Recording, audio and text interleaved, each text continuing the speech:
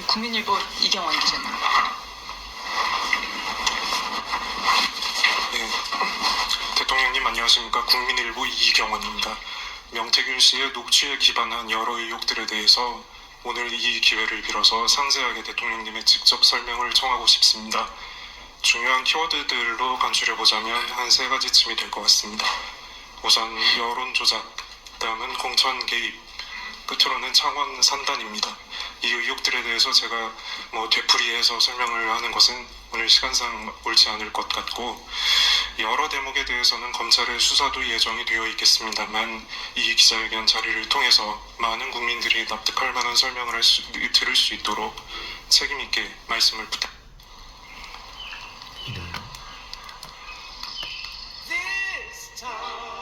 공천 창원, 저는 명태균 씨한테 무슨 여론조사를 해달라는 얘기를 한 적은 없습니다. 그리고 명태균 씨나 또는 우리 당의 정치인들이 이제 여론조사 발표된 거라든지 또는 요거는 내일 발표될 예정인데 그냥 알고만 계시라 이런 얘기들은 선거 때 수도 없이 받았고요. 그리고 제가 여론조사를 조작할 이유도 없고 여론조사가 잘 나왔기 때문에 늘 그거를 조작할 이유도 없고, 그리고 또 잘 안 나오더라도 그거를 조작한다는 그거는 전 인생을 살면서 그런 짓을 해본 적이 없습니다. 그러고 정부 들어와서도 명태균 씨한테 그런 맡기지 않았냐 하는 의혹 기사가 있다고 제가 보고를 받았는데, 저는 기본적으로 대통령실에서 여론조사를 할 때 국민 세금 가지고 대통령 무슨 지지율 조사 같은 거 하지 말라 그랬습니다. 처음에는 정무수석들이 첫 번째 수석이나 두 번째 수석이나 이렇게 정무수석이 이렇게 가끔 그래도 하더라고요. 그래서 제가 이런 거 하지 마라. 정책을 여론조사를 해라. 그래서 저게 아마 1년에 예산이 이렇게 많지는 않은 것 같은데, 저희 정부는 정책을 중심으로 해서 이 정책에 대한 국민들의 반응이 어떤지 그걸 주로 하지, 대통령 지지율 조사는 정말 지금까지 5손가락 안에 했던 것 같고, 그리고 그거 들고 와서 제가 다음부터는 이런 거 하지 말라고 그랬습니다. 네. 그러니까 여론조사는요, 그리고 처음부터 다 계약 가계약 단계부터 전부 그 절차를 밟아서 하는 거지, 나라 돈 쓰는 것이 그렇게 간단한 건 아니라는 점을 말씀드리고요.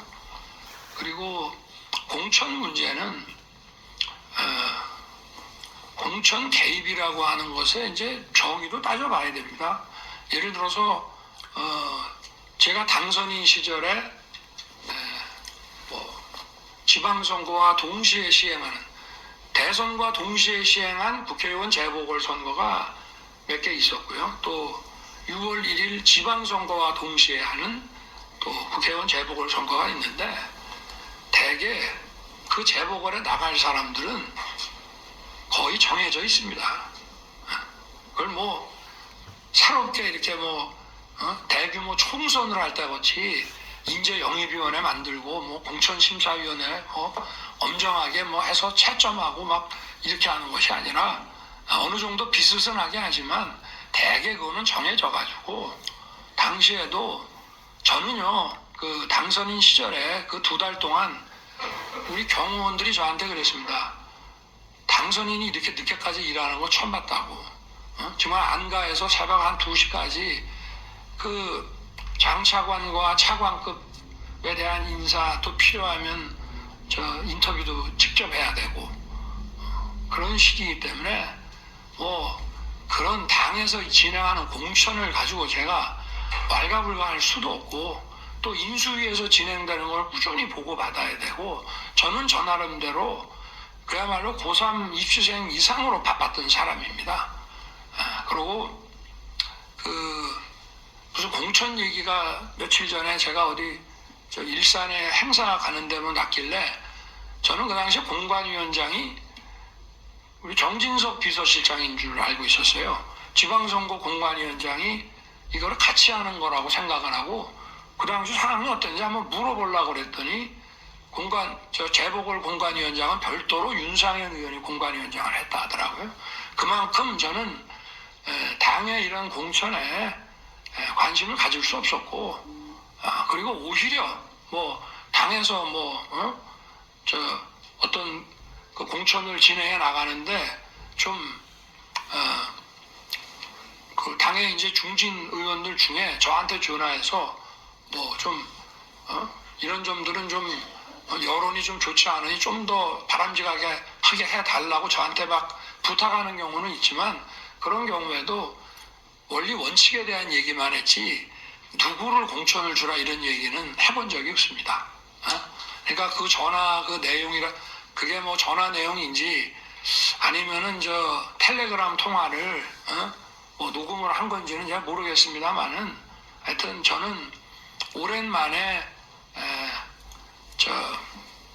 몇 달 전에 저한테 좀 많이 소원했을 것 같아서 저도 받았고, 하여튼 그래도 고생했다는 얘기 한마디 한 것 같고, 그리고 무슨 공천에 관한 얘기한 기억은 없습니다만은 했다면은 당에 그냥 이미 정해진 얘기, 아마 그 시기에는 거의 정해졌을 것이고, 뭐 다른 선택의 대안도 없고, 당에서도 아마 공관위와 최고위에서 딱딱 찍어서 전략공천으로 마무리를 다 진 것 같은데요. 그래서 그렇다는 점을 말씀드리고,